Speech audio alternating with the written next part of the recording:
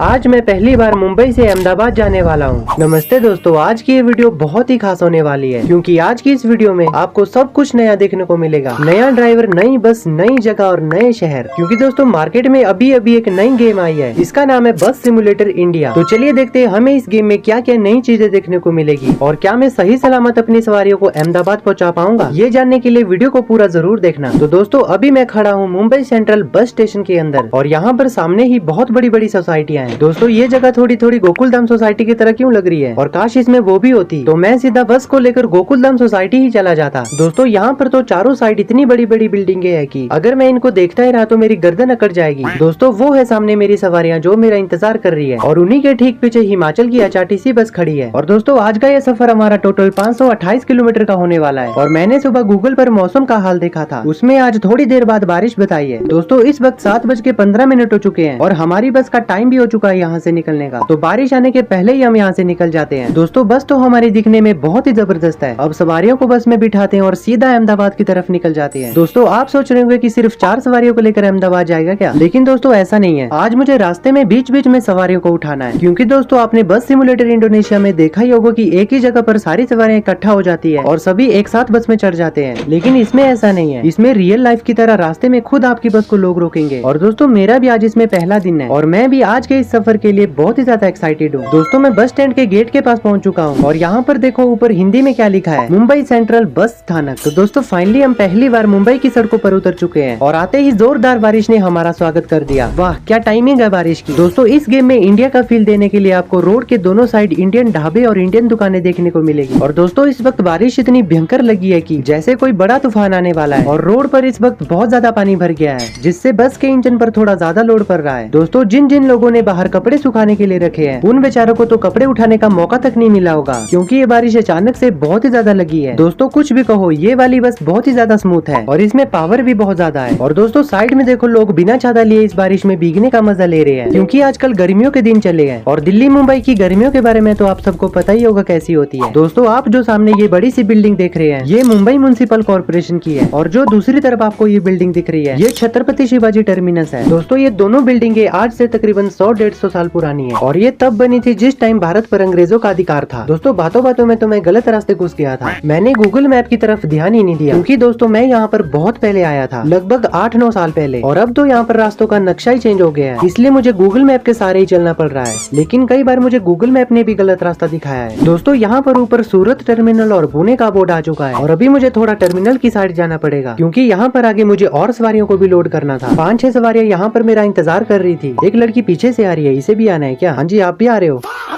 मैं तो कॉलेज जा रही हूँ। चलो ठीक है। दोस्तों कुछ दूर चलने के बाद आगे एक टर्न पर एक लड़की बिना देखे रोड क्रॉस कर रही थी और उसको बचाने के चक्कर में मैं साइड में चल रही हुई पुलिस की गाड़ी से भिड़ते भिड़ते बच गया। ऊपर से मैंने उस लड़की को दूर से हॉर्न भी बजाया था, फिर भी वो पीछे नहीं हटी। लेकिन दोस्तों मेरी किस्मत तो देखो, जिस टाइम पुलिस वाली गाड़ी मेरे साइड में थी उसी टाइम ये सब होना था। उसके बाद वो पुलिस वाली गाड़ी मेरे साइड से होकर गुजरी, मुझे लगा कि अब ये मुझे रोकने ही वाले हैं। फिर उसमें से एक पुलिस वाले ने गाड़ी का शीशा डाउन किया और मुझे कहा कि तुम्हारा कंट्रोल बस पर बहुत ही अच्छा है और कहा कि चिंता मत करो, तुम्हारी वहाँ पर कोई भी गलती नहीं थी। और ये सब सुनकर मुझे बहुत ही अच्छा लगा, नहीं तो मैं इतना घबरा गया था कि मेरी दिल की धड़कनें मुझे ही सुनाई दे रही थी। दोस्तों उतने में बस के पीछे वाली सीट से उठकर आगे मेरे पास एक ताऊ आ जाते हैं और वो मुझसे कहते हैं कि बेटा मुझे आगे ट्रक स्टेशन पर थोड़ा सा काम है, क्या तुम 5 मिनट वहाँ पर रुक सकते हो? ठीक है ताऊ, कोई बात नहीं, रुक जाएंगे। अरे आंटी जी जल्दी साइड हट जाओ। दोस्तों उसके बाद मैं बस को सीधा ट्रक स्टेशन के अंदर ले जाता हूँ और यहाँ पर तो बहुत सारे अलग अलग तरह के ट्रक खड़े हुए थे। दोस्तों ताऊ तो बस से उतरकर ट्रक स्टेशन के अंदर चले गए हैं और तब तक के लिए मैं भी बस के बाहर उतर जाता हूँ इन ट्रकों को देखने के लिए। दोस्तों बारिश आने के बाद भी यहाँ पर कुछ भी महसूस नहीं हो रहा है, बाहर निकलते ही बहुत ही ज्यादा गर्मी हो रही है। थोड़ी देर वहाँ पर रुकने के बाद हम वापस अपने सफर की ओर निकल जाते हैं। दोस्तों ताऊ वहाँ पर इसलिए रुके थे क्योंकि उनकी बेटी ने रत्नागिरी से उनके लिए 3 पेटी हाफूस आम की भेजी थी जिन्हें उन्हें अपने घर अहमदाबाद लेकर जाना है। और दोस्तों वो ही नाम की पेटी को देखकर इतने इमोशनल हो गए कि उनकी आंखों से आंसू आ गए। और दोस्तों वो इतने खुश हो गए थे कि उन्होंने एक आम की पेटी को खोलकर जितने भी हम बस में बैठे थे सबको वो हाफूस आम खिलाए। दोस्तों जो हमारे इंडिया के बुजुर्ग लोग होते हैं उनका दिल बहुत बड़ा होता है, वरना आजकल के लोग कैसे होते हैं वो तो आपको पता ही होगा। दोस्तों मुंबई से जाते जाते मैं बस में डीजल भरने के लिए रुक जाता हूँ। 0 sir, please check.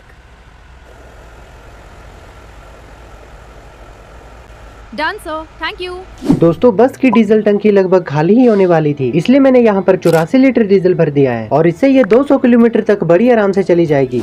A few moments later. दोस्तों कुछ दूर चलने के बाद फिर से बारिश लगना स्टार्ट हो जाती है और आगे हमारे साथ कुछ ऐसा हो जाएगा ये किसी ने भी नहीं सोचा था। दोस्तों आगे एक छोटा सा टर्न आ जाता है और उसी वक्त मेरी बस का स्टीयरिंग अचानक से लॉक हो गया। बस लगभग 100 की स्पीड पर चल रही थी, इसकी वजह से ब्रेक भी टाइम पर नहीं लगी और बस आगे सीधा डिवाइडर से जाकर टकराती है। दोस्तों वहीं पर सामने हनुमान जी का मंदिर था, मुझे लगता है उनकी कृपा से हम आज बच गए, वरना पता नहीं हमारे साथ आगे क्या क्या हो जाता। दोस्तों पीछे मेरी पुलिस वालों ने बस की कंट्रोलिंग की तारीफ की थी ना, इसलिए मैं कुछ ज्यादा ही हवा में उड़ रहा था और अभी इज्जत का भाजी पाला हो गया है। इस सदमे के चक्कर में मैं थोड़ा सा घबरा गया था और गलत रास्ते से घुस गया था, इसलिए अभी मुझे बस को बैक करना पड़ेगा और इन सभी गाड़ियों को पास देने के बाद ऊपर पुल से होकर जाना पड़ेगा। दोस्तों डिवाइडर से टकराने के कारण बस पर आगे हल्के फुल्के डेंट पड़ गए हैं और इन्हें भी जाते जाते बीच में रिपेयर करवाना है। मैं गूगल मैप पर देख रहा था, यहाँ से 10 किलोमीटर आगे हाईवे के साथ में टिल्लू भाई का गैराज है, वहीं पर जाकर इसको रिपेयर करते हैं। मुझे जल्दी से वहाँ पर पहुँचना पड़ेगा ताकि हम जल्दी से जल्दी फ्री हो जाए, क्योंकि अभी हमें बीच में खाना खाने के लिए भी रुकना है, इसलिए जितना जल्दी फ्री हो सके उतना अच्छा है।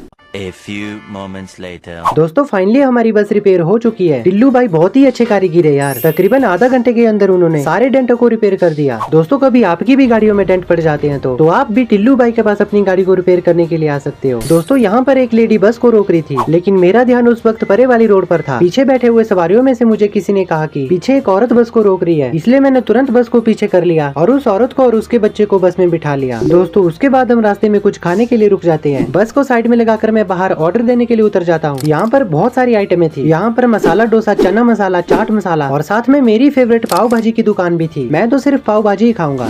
A few moments later. दोस्तों हम सभी का खाना पीना तो हो गया है। सुबह 7 बजे से हम मुंबई से निकले थे और अभी शाम के 3 बज रहे हैं। अब जाकर हमने कुछ खाया है। पता नहीं हमें भूख ज्यादा लगी हुई थी कि यहाँ का खाना ही बहुत टेस्टी था और मुझे तो इतनी भूख लगी हुई थी कि मैंने 2 प्लेट पाव भाजी और 1 मसाला डोसा लपेट लिया। दोस्तों उसके बाद हम वापस आगे अपने सफर की ओर निकल जाते हैं। दोस्तों उसके बाद आगे रास्ते में मुझे एक ही जगह बहुत ही सवारियाँ मिल जाती है और यहीं पर मुझे असली इंडिया के दर्शन हो जाते हैं। और जैसा की आपको पता ही है हमारे देश में अपने से बड़ों की रिस्पेक्ट की जाती है, वैसा ही कुछ यहाँ पर मुझे देखने को मिला। सबसे पहले बस में ताऊ चढ़ते हैं और उसके बाद उनकी पत्नी और उसके बाद उनका बेटा और उसके बाद उनकी बहू और लास्ट में उनका पोता बस में चढ़ता है। इस सीन को देखकर मुझे बहुत खुशी हुई।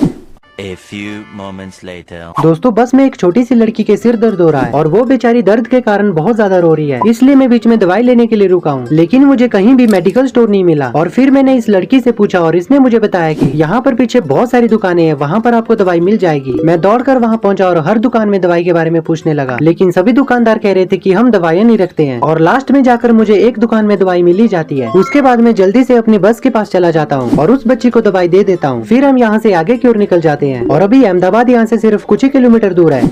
A few moments later. दोस्तों अहमदाबाद के बस स्टेशन के बाहर ही एक लड़की रॉन्ग साइड से अपनी स्कूटी को लेकर आती है। जैसे ही उसने इतनी बड़ी इस बस को अपने सामने देखा वो और भी ज्यादा घबरा गई और वो मेरी बस के साथ भिड़ते भिड़ते बच गई। शुक्र है कुछ हुआ नहीं, वरना वो लड़की मुझे ही फंसा देती। तो दोस्तों फाइनली हम अहमदाबाद के बस स्टेशन के पास पहुंच चुके हैं और रात के 10 बजे मैं यहाँ से सवारियों को लेकर फिर से मुंबई जाने वाला हूँ। A few moments later. दोस्तों आखिरकार रात हो चुकी है और मैं भी खाना खाने के बाद सीधा बस के पास पहुंच चुका हूँ। 10 बजने को अब सिर्फ 5 मिनट रह गए हैं और वहाँ पर सवारियाँ भी बस का इंतजार कर रही है। रात के वक्त मुंबई की तरफ जाने वाली कम ही सवारियाँ होती है। और दोस्तों दिन भर मौसम खराब होने के बाद अभी देखो आसमान कितना साफ हो गया है और इस वक्त यहाँ पर बहुत ठंडी ठंडी हवाएं चल रही है। तो चलिए दोस्तों टाइम लगभग हो ही गया है यहाँ से निकलने का। तो चलिए बस के अंदर बैठते हैं और बस को स्टार्ट करते हैं और रात के इस सफर को शुरू करते हैं। दोस्तों आप लोग मुझे कमेंट करके बताना आपको दिन में बस में सफर करना अच्छा लगता है या फिर रात में। दोस्तों सभी सवारियों को बस में बिठाकर अभी हम अहमदाबाद के इस बस स्टैंड से मुंबई की ओर निकल रहे हैं। तो दोस्तों ये थी हमारी बस सिमुलेटर इंडिया की पहली ट्रिप। आप लोगों ने इस वीडियो की बहुत ज्यादा डिमांड की थी। दोस्तों फिलहाल तो इस गेम में साउथ इंडिया साइड के ही कुछ मैप है, लेकिन अभी तो ये गेम नई नहीं है, अभी तो इसमें बहुत सारे मैप ऐड होने हैं। बाकी दोस्तों मुझे तो ये गेम बहुत ही अच्छी लगी। आपको ये गेम कैसी लगी और आप इस गेम को कितने स्टार रेटिंग देना चाहोगे मुझे इस वीडियो में कमेंट करके जरूर बताना। तो दोस्तों आज की इस वीडियो को यहीं पर एंड करते हैं। आशा करता हूँ कि आपको ये वीडियो अच्छी लगी होगी। आपको ये वीडियो कैसी लगी मुझे कमेंट में जरूर बताना और जाते जाते चैनल को भी सब्सक्राइब करना।